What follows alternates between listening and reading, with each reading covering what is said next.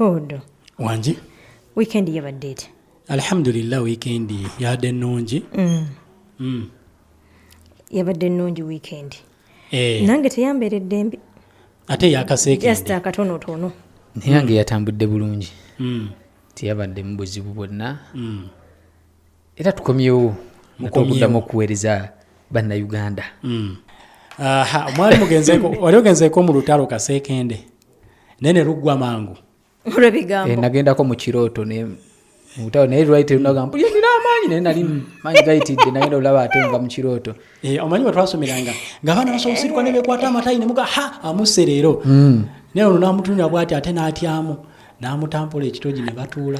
Nze olwange lulina okuggwa amaliri oba sinakindi nga nanduwangudde. Sitera kuluzinga lutalo. Weyongere okumanya mu program ETTU y'omukeeze.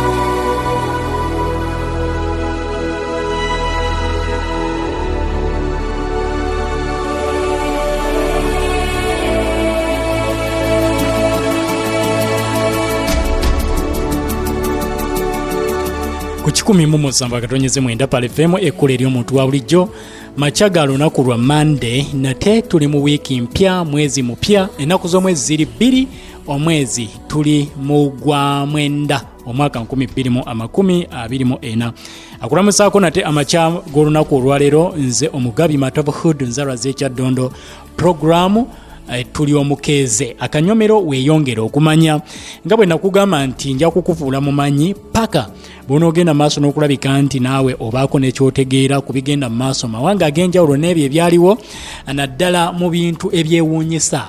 Ffenna tulaba ekiyitibwa entalo era ne bagamba nti olutalo lutambudde okumala ebbanga nga bw'ogamba nti olutalo lw'e Ukraine lututte emyaka kati gigenda mu 3 n'ogamba nti olutalo lw'e Gaza lututte omwaka mulamba olutalo lw'egindi lututte ebbanga bwe riti naye waliwo olutalo olukyasingidde ddala okubeera olumpi mu byafaayo by'ensi yonna ne baluwandiikako nti olwo olutalo lwali lumpi naye nga lwatta abantu abasoba mu 500.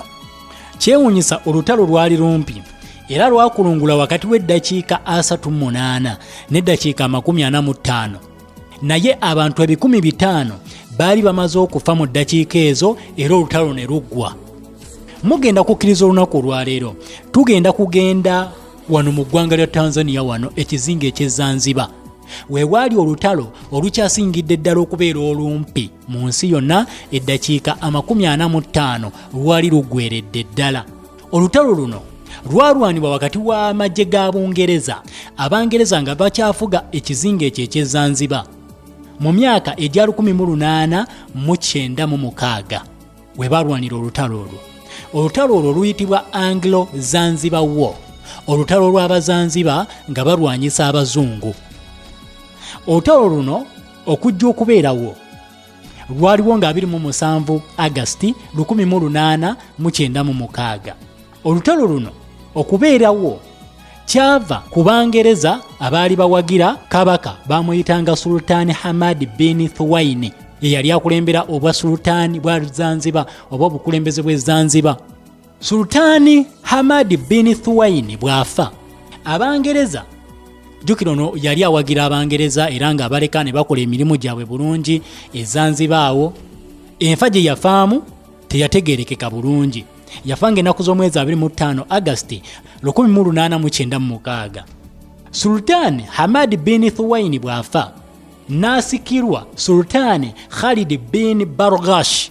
Khalid bin Barghash bwajja ono Abangereza baali tebamwagala nga balaba nti tagenda bakolera ebyo bo bye beetaaga ne bagamba oyo tetumwagalako ku bwa Sultan era mumenye endagaano gye twasayininga mu mwaka ogwa 1809 ng'ennaku z'omwezi 14 omwezi ogw'omukaaga eggwanga erya Bungereza baali basayininze endagaano n'obwakabaka bwa Zanzibar nti kabaka bw'aba afudde obanga jjulukuse owa Zanzibar gwe bayita Sultan Bungereza mu kulonda kabaka agenda okuddira ono mu bigere eteekwa okusayininga oba okubateerako omukono n'ebawa way forward okutuuzaako sultaani oyo omujja.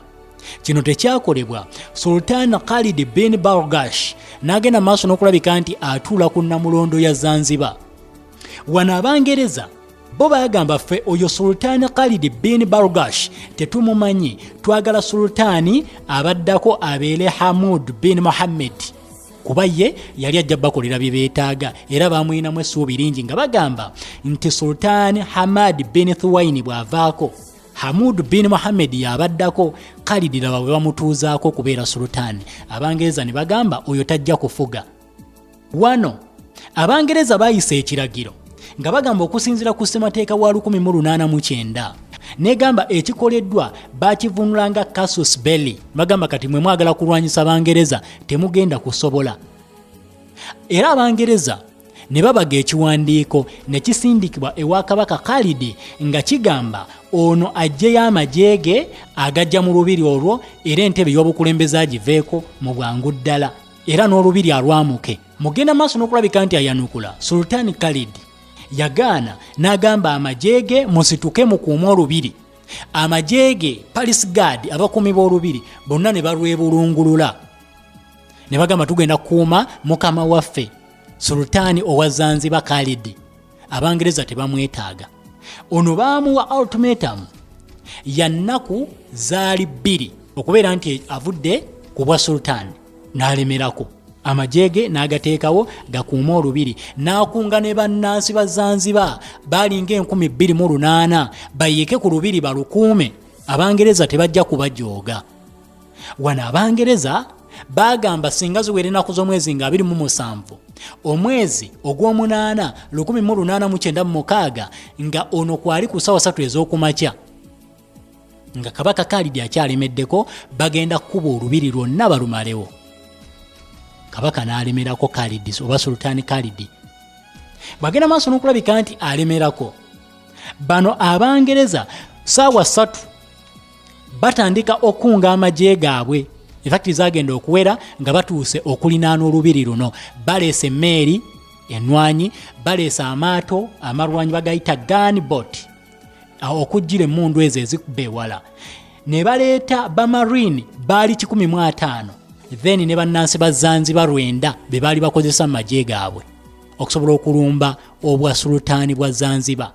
Wano emmundu yatandika okutokota. Abangereza emabega w'emmeeri ennene eyitibwa Admiral Harry Rawson batandika okubagana bubi nnyo na bano Abazanzibar abaali bakozesa obusaale, amafumu kw'ossa n'emmundu entonotono ze baalina abaali bakuuma olubiri. Abangereza batandika okubombinga olubiri lwonna. Olutalo lutandika ku ssaawa 3 zennyini ez'okumakya zigenda okuwera ssaawa 3 n'eddakiika 35 nga Sultan Khalid adduse mu lubiri n'agenda ku embassy ey'Abajamani mu ggwanga lya Tanzania. Abasirikale abawerako nga bafudde. Olubiri lwokyeddwa. Bungereza n'ewangula olutalo mu ddakiika 38 essasi eryasembawo ne livuga. Ne bakuŋŋaanya emirambo egy'Abazanzibar 500 okugituuma wa we bagenda okugijja bagiziike, egimu nga gyali giyidde. Abangereza nga bookyeza olubiri olwo. Ne lumaakingibwa okubeera olutalo olukyasinze okubeera olumpi mu byafaayo by'ensi yonna. Balwanira eddakiika 38 ku sayidi zombi. Abangereza abaafuna obuwanguzi, Abazanzibar ne bafa 500. Olubiri lwonna lwaggwaawo. Emmeeri ya sultaani wa Zanzibar Abangereza ne baginnyika mazzi n'esaanawo. Zanzibar nebanga yafiirwa olutalo olwo. Lwe lutalo lukyasinze okubeera olutono mu nsi yonna ng'ovudde ku lw'abakyala b'oku mizigo. Bayombayo ebigambo 3 gwe baabuulirira n'ayingira mu nnyumba n'aggalawo. Olutalo ne luggwa. Luno twogera ku lutalo olwalimu n'emmondo. Lwatwala eddakiika 38. Weeyongere okumanya ku kkula ery'omuntu wa bulijjo. Weeyongere okumanya mu program Ettulu Mukeeze. Lwe lutalo olwo lwali wakati w'Abazungu n'obwa sultaani bwa Zanzibar. olutalo lwatwala eddakiika zaali wakati wa 3:45 ne lwagenda okugwa nga abantu 5 bafudde. Naye abafirika bo balinamu ku maanyi mu era okusinzira bw'oba olaba. Maanyi ki nga mwafiirwa abantu 5 mu ddakiika 45. Okwenganga omuzungu kyangu just okugamba nti tugende mu lutalo n'abazungu ekyo kyokka yali golanga yakuba kannagi panchi emu nekaziika.